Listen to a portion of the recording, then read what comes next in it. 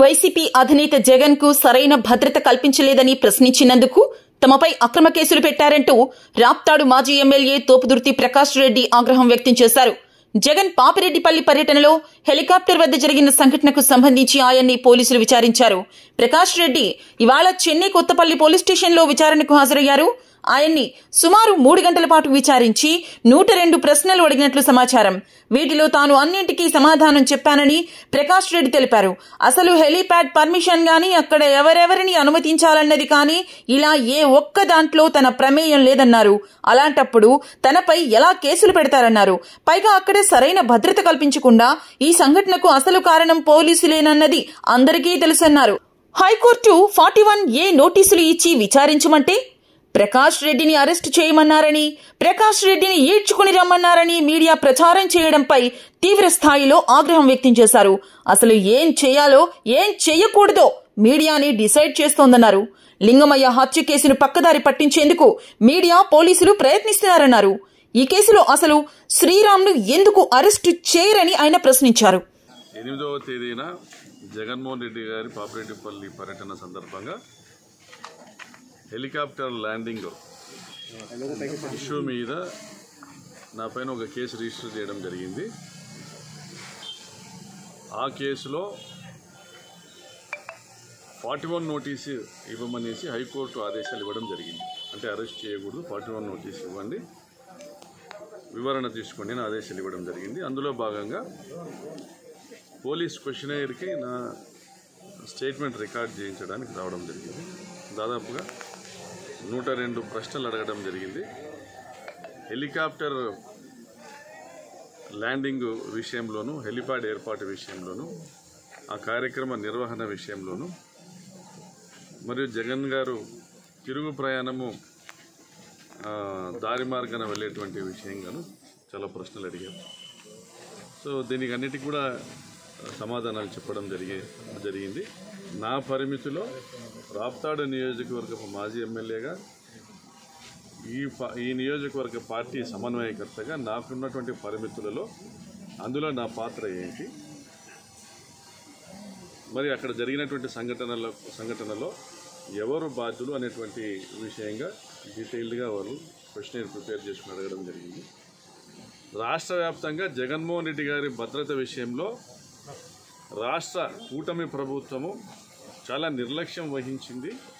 ఆ రోజు helicopter land అయ్యే సమయంలో వేలాదిగా జనం బ్యారికేడ్లు దాటుకుని చొచ్చుకొని రావడాన్ని విమర్శ చేస్తూ, నిజంగా పోలీసులు అడిక్వేట్ ఫోర్స్ను వినియోగించి ఉంటే, కావలసినటువంటి భద్రతా సిబ్బందిని ఉపయోగించి ఉంటే జనం ఎందుకు చొచ్చుకొని వస్తారు, బ్యారికేడ్స్ను దాటి ఎలా వస్తారు, పోలీసుల నిర్లక్ష్యం వల్ల ఇది జరిగిందనేది రాష్ట్ర వ్యాప్తంగా విమర్శలు వచ్చాయి. వైఎస్ఆర్ కాంగ్రెస్ పార్టీ రాష్ట్ర నాయకత్వం కూడా ఒక జెడ్ కేటగిరీ భద్రత ఉన్నటువంటి ప్రతిపక్ష నేతకు కల్పించాల్సినటువంటి భద్రత ఇదేనా అనే విధంగా ప్రశ్నించడం జరిగింది. దీన్ని కేంద్ర ప్రభుత్వం దృష్టికి తీసుకెళ్తామనేసి కూడా పలువురు వ్యాఖ్యానించడం జరిగింది. ఆ సందర్భంగా మా కూటమి ప్రభుత్వం యొక్క వైఫల్యం లేదు, మా పోలీసు యంత్రాంగం యొక్క వైఫల్యం లేదు, మేము తీసుకోవాల్సినటువంటి భద్రతా చర్యలు తీసుకున్నాము. స్థానిక రాప్తాడు మాజీ శాసనసభ్యుడి వల్లనే, ఆయన జనాల్ని రెచ్చగొట్టి సమీకరించడం వల్లనే, అన్కంట్రోలబుల్గా పబ్లిక్ రావడం వల్లనే ఇది జరిగింది అని నా మీద కేసు పెట్టడం జరిగింది. దీనికి సంబంధించినటువంటి వారి ప్రశ్నలన్నీ కూడా అడగడం జరిగింది. దానికి సమాధానం నేను చెప్పడం. నేను I'm not on record. Helipad ఏర్పాటు విషయంగా కానీ, హెలికాప్టర్ ల్యాండింగ్ విషయంగా కానీ పర్మిషన్ అడిగింది నేను కాదు, అనుమతి ఇచ్చి నా అడ్రస్ చేసింది నాకు కాదు, హెలిప్యాడ్ లోపలికి పలానా వాళ్ళని అనుమతించమని అడిగింది నేను కాదు, పోనీ హెలిప్యాడ్ నిర్మాణం జరుగుతూ ఉంది, దానికి సంబంధించినటువంటి ఏర్పాట్లు ఎలా ఉన్నాయి అని వచ్చి పర్యవేక్షణ ముందు రోజు కానీ అంత ముందు రోజు కానీ వచ్చి చేసింది నేను కాదు. పోలీస్ డిపార్ట్మెంటు బ్యారికేడ్ల చుట్టూ వచ్చేటువంటి జనాలను అసెస్ చేసుకుని, అంచనా వేసుకుని ఎన్ని వేల మంది వస్తారన్నటువంటి ఒక ఇంటెలిజెన్స్ లేదా ఎస్బీ వారి నివేదిక ఆధారంగా అంచనా వేసుకుని భద్రతా సిబ్బందిని బ్యారికేడ్స్ చుట్టూ మోహరించి ప్రజలు బ్యారికేడ్లు దాటి రాకోకుండా అడ్డుకోవాల్సినటువంటి బాధ్యత పోలీసు వారిది.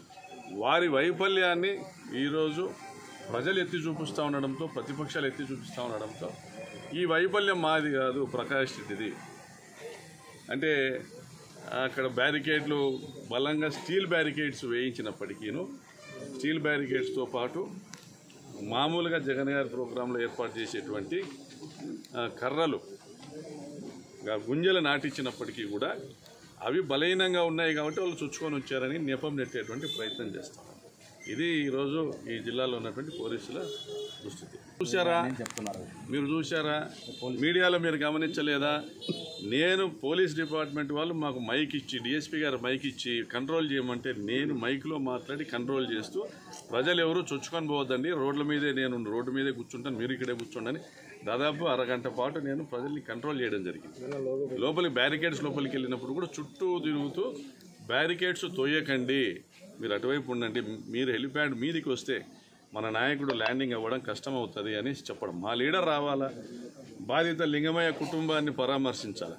ఇక్కడ మీరు మాట్లాడుతున్న మీడియా ఈటీవీ కావచ్చు, ఏబిఎన్ కావచ్చు, టీవీ5 కావచ్చు, మరి మీరందరూ కూడా లింగమయ్య హత్య జరిగిందనే విషయం మర్చిపోయేటట్లుగా ప్రచారం చేస్తున్నారు. అక్కడ ఏదో పోలీసు వైఫల్యము, లింగమయ్య హత్య వెనుక ఉన్నటువంటి దుర్మార్గుల గురించి మాట్లాడరు. లింగమయ్య హంతకుల్ని పట్టుకోవడంలో పోలీసుల ఇన్వెస్టిగేషన్ విఫలమైందని మాట్లాడరు. అసలు ఒక మనిషి ప్రాణానికి లెక్కే లేదు మీ మీడియాకి. మరి మీరంతా హెలికాప్టర్ బ్యారికేడ్లు బలహీనంగా ఉన్నాయి, ప్రకాష్ రెడ్డి మీద అరెస్ట్ చేయాలా, ప్రకాష్ రెడ్డి అక్కడ తిరుగుతాడు ఇక్కడ. ఏమి సమాజం ఇది? సిగ్గు అనిపించట్లా? ఏం సమాజం ఇది? ఒక పేద రైతును అగ్రకుల అహంకారంతో, దురహంకారంతో హత్య చేస్తే దాన్ని ఖండించాల్సినటువంటి మీడియా ఏం బాధ్యత వహిస్తూ ఉంది? ఎంత మేరకు బాధ్యతగా మీరు ఈరోజు మాట్లాడుతూ ఉన్నారు? అసలు లింగమయ్య హత్యను అందరూ మర్చిపోయి, లింగమయ్య హంతకుల్ని అరెస్ట్ చేయలేదనే విషయం గురించి మర్చిపోయి, ఈ హెలికాప్టర్ ల్యాండింగ్ జరిగేటప్పుడు జనం చొచ్చుకొని వచ్చారు, పొరపాటున ఏమైనా జరిగింటే జగన్ గారి ప్రాణాలకు ముప్పు జరిగేదనేటువంటి విషయం మర్చిపోయే విధంగా, అంటే ఈ హంతకులకు దోహదపడే విధంగా ఈ ETV, ABN, NTV, TV9, TV5 మీరు చేస్తున్న చర్యలు ఏం మెసేజ్ ఇవ్వదలుచుకున్నారు ఈ రాష్ట్ర ప్రజలకి నేను ప్రశ్నిస్తాను.